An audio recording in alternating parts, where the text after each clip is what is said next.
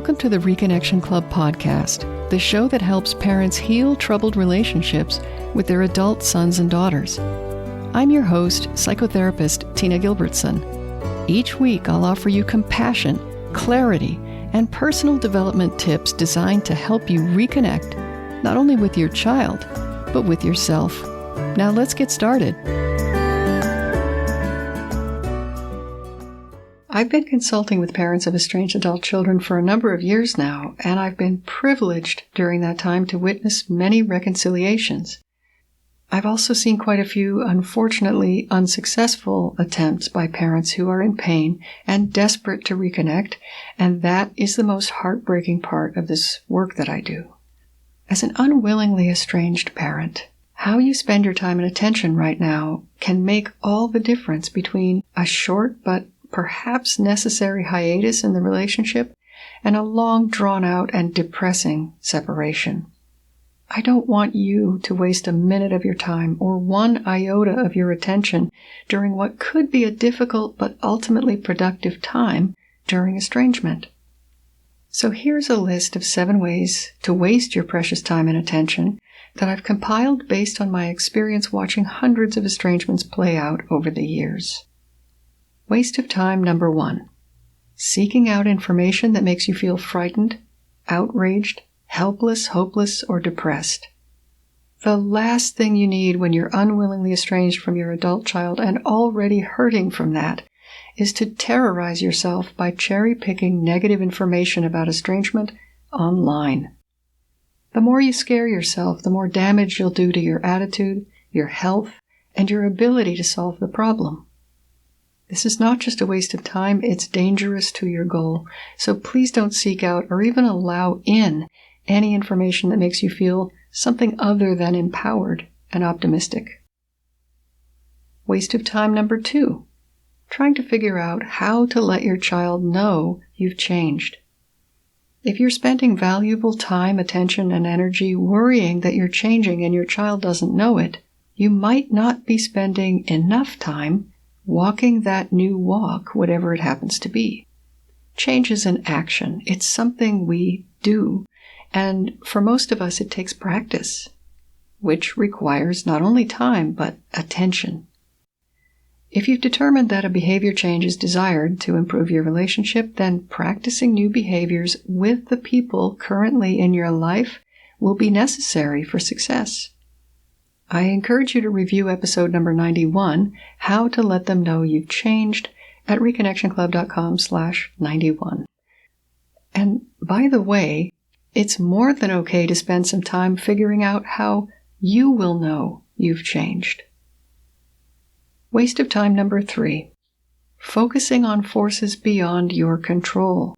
In-laws, society, friends and other family members, mental illness, and so on. Of course, all of these things are real. Please don't imagine that I'm saying these aren't potential or actual influences on estranged adult children. They may indeed be. The waste of time is in fixing your attention on things you have no power to change.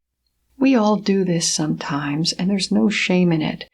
And in the case of an unwillingly estranged parent, there may be some emotional reasons for it as well. In my experience, there's usually something else that's fairly obvious and accessible within the relationship that the parent is failing to appreciate. Here's an example. Maybe there's a mom who happens to have an anxious attachment to her adult son, and the son is watching videos that encourage him to move away from his mother. The videos are presumably influencing his thinking, but they are beyond the mother's control. Her anxiety around her attachment to her son is right there, available to be examined. And the better handle she can get on that anxiety, the less impact it will have on her son. So his desire to watch those videos will not be fueled by the weight of mom's anxiety. He might be compelled to assert his independence, videos or no videos, in part because of the weight of mom's anxiety. Influences can overlap, and there's no way to know the weight that each carries, but by neutralizing the ones that lie within your control, you can and will have an impact.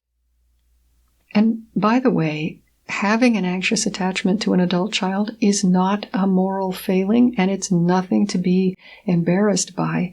It is something to be gently explored, preferably with a competent therapist or counselor, and resolved to the point where it doesn't control your behavior.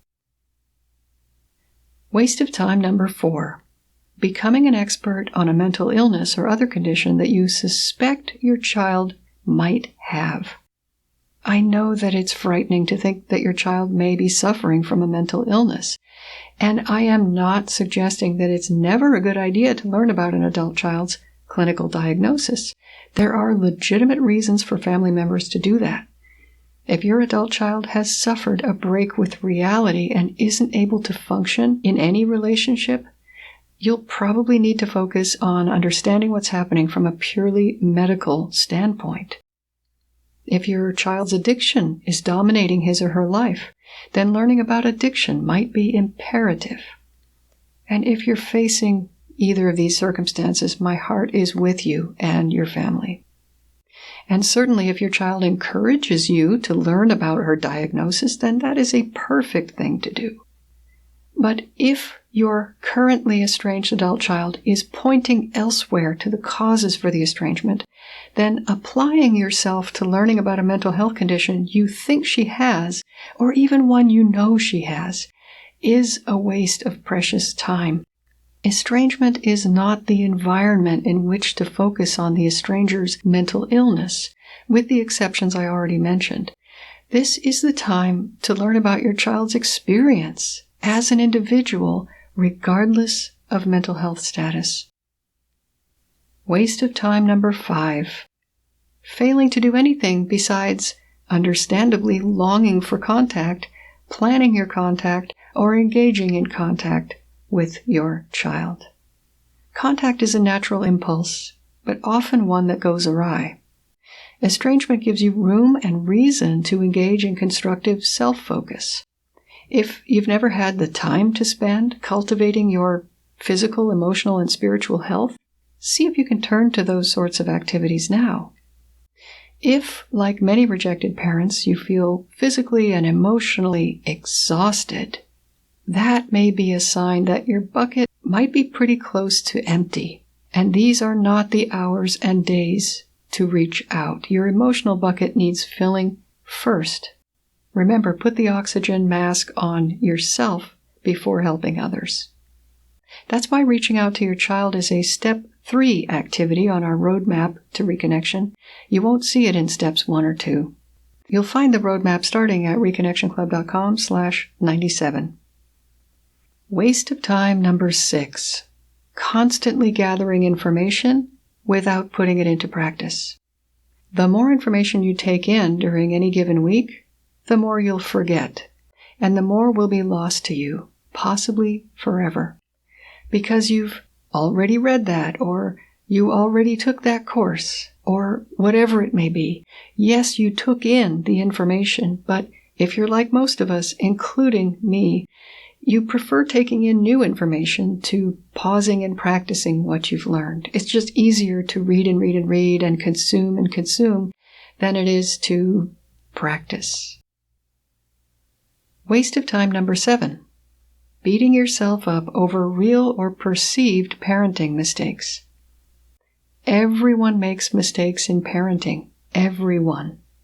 The mistakes you made are not the reason your child is currently estranged, but it may very well be the lack of sufficient repair following those mistakes. Another way to say that is, what happened in the past matters, but it matters more what happens today and tomorrow. Learning how to make repairs can be a complicated business. For many parents, repairs were never made with them when they were growing up. They don't carry a blueprint for that. And there may be too much unnecessary shame for a parent to be able to make effective repairs. Try to remember that you haven't failed as a parent if you're still trying. If you're down on yourself, get therapy focused on self-compassion before doing anything else. You deserve better than to live a life feeling like you're not good enough. Those are my 7 ways to waste your time during estrangement. Here they are once again quickly. Number 1, seeking information that makes you feel scared or helpless.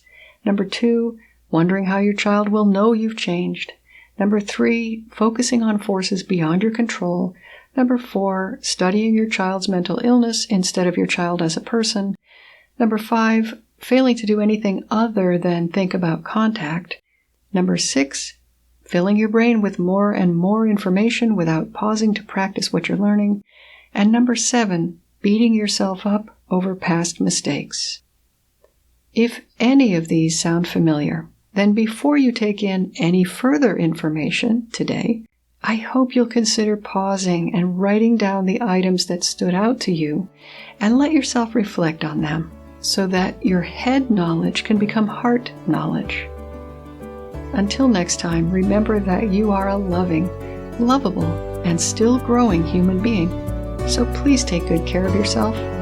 Bye for now. If you've enjoyed this episode of the Reconnection Club podcast, I invite you to check out reconnectionclub.com. The Reconnection Club is for parents at any stage of estrangement from their adult, child, or children. So whether you've just realized there's trouble between you, you've been living with estrangement for years, or you're newly reconciled but still walking on eggshells, the Reconnection Club is your essential resource for information, support, and continued personal growth. With our courses and workshops, expert interviews, monthly Q&A calls, and a friendly, active community, the Reconnection Club is a wonderful place to be for anyone suffering the pain of estrangement from an adult, child, or children. So check it out at reconnectionclub.com.